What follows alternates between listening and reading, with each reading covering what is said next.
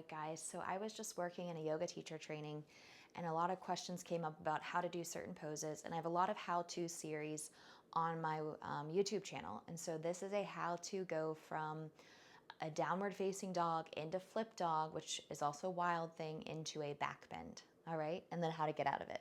So I'm gonna show you the how-to on this. You gotta feel a little bendy for it, so it may wanna be like a watch and see, and then we'll go from there, all right? So let's head into downward facing dog to start. I just taught a 30-minute class that I demoed, so I feel warmed up. So if you don't, do not push this yet, okay? Now, wild thing and flip dog, we can get into it a few ways, okay? They are similar-ish. So left leg lifts, just watch if you want to. Bend your knee, open your hip. Now, from the hip opening, I step onto my own yoga mat. I kick my right leg out, pinky toe edge of foot. Press my pelvis up. I'm pushing into the ball of my left foot and my hips are lifting up. And this would be your wild thing, okay? And or flip dog if you want. Now, what changes for flip dog, watch my legs, is the parallel of my feet. So now I parallel my feet so that I can reach over my head, reach, reach, reach, reach, reach. And then maybe that hand comes down, which then flips the other palm, which is how I end up in wheel. And then you turn it around, you reach, reach, reach. You bring it back. Your left leg re-extends. Three-legged dog. You put it down and you take a rest. Now, my hand had to do a full rotation around in order for the shoulder part to work, okay?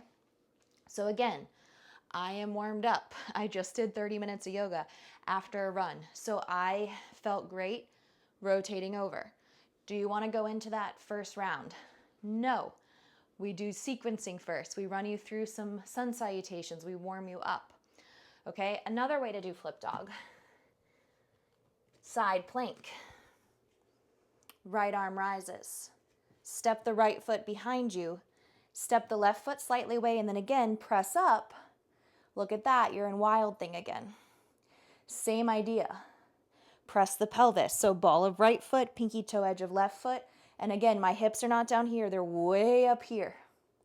Come out of it, right hand, right foot, plank. Release. All right, I'll show you the flip dog one more time, moving from the opposing side of the mat so you can see it. So I'll do the right leg up for you. Reach it high. Bend the knee, open the hip. So you always want to cue hip opening, meaning heel to glute, knee to sky. Not something out here behind you. Step around. Good. I'm going to rotate my feet directly into the prep for your wheel with my feet parallel. And you can cue that. You can cue feet parallel. Reach up high. And obviously when I say cue, I'm talking to yoga teachers. Good. Now, I am in a single arm wheel. If you think about it, I'm going to let this right hand come down. Watch my left hand flips. And then boom, I'm in wheel. Now, if you're freaking out, just come down onto your back. No biggie. Otherwise, left hand rotates first. Right arm comes around.